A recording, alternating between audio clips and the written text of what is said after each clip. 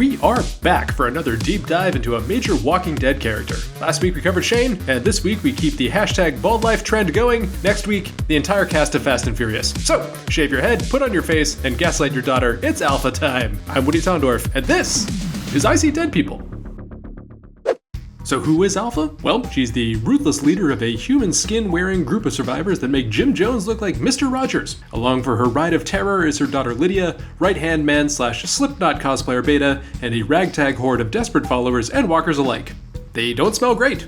Alpha was first introduced in the Walking Dead comics back in 2014 with issue 132, ironically titled Happiness. She appears at the end of the issue after her people brutally murder all but two survivors, Ken and Dante, who wasn't a shitbag traitor like his show counterpart. Alpha marches to Hilltop with her new prisoners and offers Maggie a trade. Ken and Dante for her daughter Lydia, who Jesus had captured and imprisoned there. Maggie agrees, Mel Kiper gives the trade an A- for Alpha and a C+ for Hilltop, and Lydia returns with her mother, who reminds her not to get her anything for Mother's Day because she's the Alpha. Carl, who coincidentally had lost his virginity to Lydia quite recently, follows his boo into the woods with her psycho family, kind of like the Wicker Man. Not the beat! Ah! Alpha quickly spots Carl and lets him stay as a captive in their camp, which looks slightly less dangerous than the camps in Survivor. In her quest to learn more about his community, Alpha infiltrates Alexandria's community fair in disguise, where she flirts with Earl, checks out the booths, and overpays for organic jam.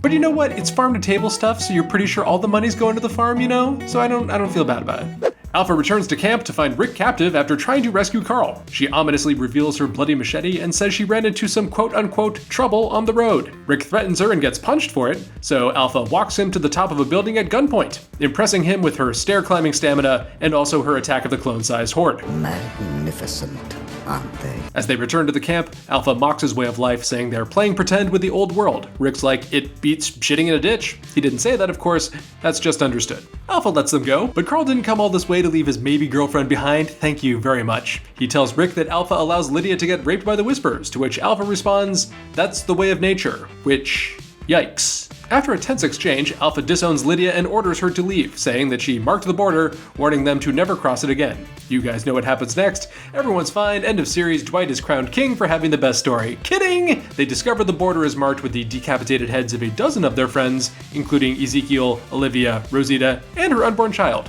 Coulda just left a sign.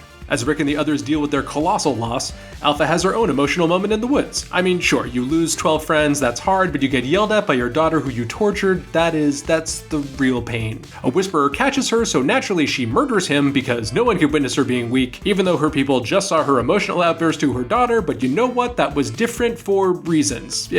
Shh. After getting broken out of prison by Brandon, who he kills, Negan arrives at the Whisperer camp and asks them to sign up, promising dirt on Rick and discounts on organic jam. He passes their trials and asks for an extra large skin suit for his massive balls. That is not a joke, he actually says this. Later, Negan tries to stop a rape in the camp, but Alpha tells him it's the way of nature, which, to reiterate, yikes. Negan isn't having it, so he blows up Alpha's whole philosophy, causing her to finally open up emotionally. Just when she finally admits he belongs, Negan slits Alpha's throat and decapitates her, later bringing her head to Rick. Now, can he be invited to bingo night? Beta finds Alpha's headless corpse and leads his horde on a revenge mission that burns Hilltop to the ground, nearly destroys Alexandria, forces Rick and Negan to have a heart-to-heart, and kills Father Gabriel, Andrea, and countless others. Eventually, the horde is driven off a cliff, and Aaron and Jesus tag team kill Beta, to discover he was a famous NBA player, and essentially end the Whispers for good. I'm Alpha. And now on to the show. We're first introduced to Samantha Morton's remarkable portrayal of Alpha in 2019 with Season 9, Episode 9, titled Adaptation. After Eugene and Rosita realize the walkers are talking, and after Jesus is killed in cold blood, sorry, I can't scream anymore, there's a baby in my house now, you guys know how I feel about it, the writers are cowards, how dare they, indignation, fire, and rage. The gang captures Lydia on a bridge, while Alpha captures Luke and Alden. Trailman's here. Unlike the comics, Show Alpha, real name unknown, actually has a backstory. She, her husband Frank, and Lydia begin the apocalypse in a Baltimore shelter, where Alpha shaves her head, murders a fellow survivor for having a loud panic attack, and then kills Frank for trying to save his friends. Alpha and Lydia escape and spend the next couple of years traversing the world using the Season 1 gut poncho trick that our characters seem to keep forgetting about. Years later, they hole up in an abandoned hospital where they meet a former country music star who was the frontman of Half Moon. You don't know them, they're a fictional band. Anyways, he and Alpha bond, and they dissect walkers together. Well, you're different. Although Alpha accidentally kills his undead friend/lover, she convinces him to wear his face as a tribute, and wear his shirt. both work. They eventually max out their stealth skill tree and wear human skin over their own and form a large group of followers called the Whisperers, named after their favorite show, Ghost Whisperer. Oh my god, did you think we forgot about that bit? We will never stop. Ever. Ghost Whisperer. Back to the present timeline. Alpha marches Alden and Luke to Hilltop to exchange them for Lydia, despite Luke's child-sized Whisperer mask. It's great. Daryl accepts the trade, and after a whole episode's worth of shenanigans involving Henry, Connie, and Alpha's willingness to kill a baby, Lydia returns to her mother, who promptly pimp slaps her into oblivion. And when Lydia questions if she only rescued her to get dirt on them, Alpha says, Stupid question. Meanwhile, since Carl was unceremoniously killed off 2 seasons ago, it's Henry who follows them back to their camp. He's quickly spotted by Beta, but Alpha decides to keep him alive for leverage. Henry's capture gives us our first look at the Whisperer camp, which makes the colony in Midsommar look like Cabo. One of the fun traditions he witnesses is Leadership Challenge, which this couple easily loses.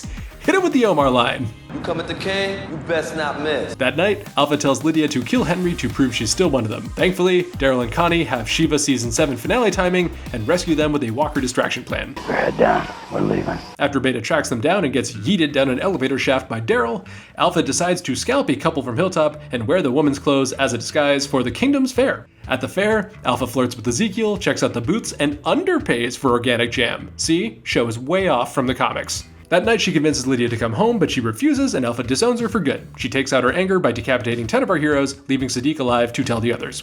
Alpha, Beta, and her followers then corner Daryl and the gang in the woods, telling them she ran into trouble on the way while showing her bloody machete. I ran into some trouble on the road. She then takes Daryl to a clearing to show off her massive hoard, which is concerning due to the severe lack of social distancing. She lets Daryl and the gang go, but warns them to not cross her border again. After they're gone, a Whisperer witnesses Alpha break down, so naturally she kills him, and this guy just takes it like a champ. Oh boy. Enjoy hell, my dude.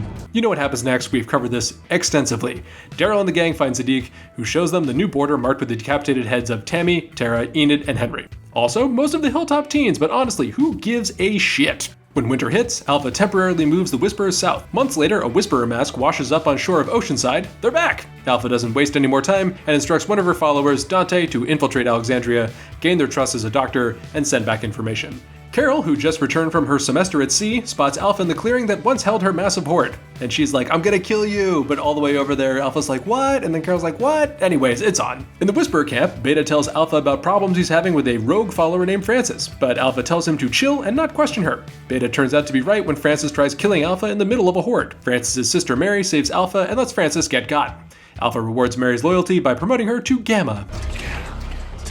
After sending waves of walkers to Alexandria and Hilltop, Alpha makes Gamma, who's more of an intern than a leader, set up a meeting between her and the first 3 people on the call sheet. At the meeting, Alpha announces she's moving the border up as punishment for crossing it. Carol's not having it, so summons Aaron Burr and takes a shot at Alpha. She misses, but Alpha lets them leave in peace. Days later, Alpha makes Gamma poison Alexandria's water supply and then makes an example of this poor Whisperer who just made a simple suggestion. Read the room, pal. That night, Negan stumbles into a camp asking to be a Whisperer. Like the comics, he proves himself through various trials in epic fashion. Alpha welcomes him into her cult as Dante's mission becomes mostly a success in Alexandria. Half the town gets poisoned or dies, Sadiq is murdered in cold blood after figuring out Dante's true identity. Thankfully, the gang finally catches on and Father Gabriel murders him in his cell.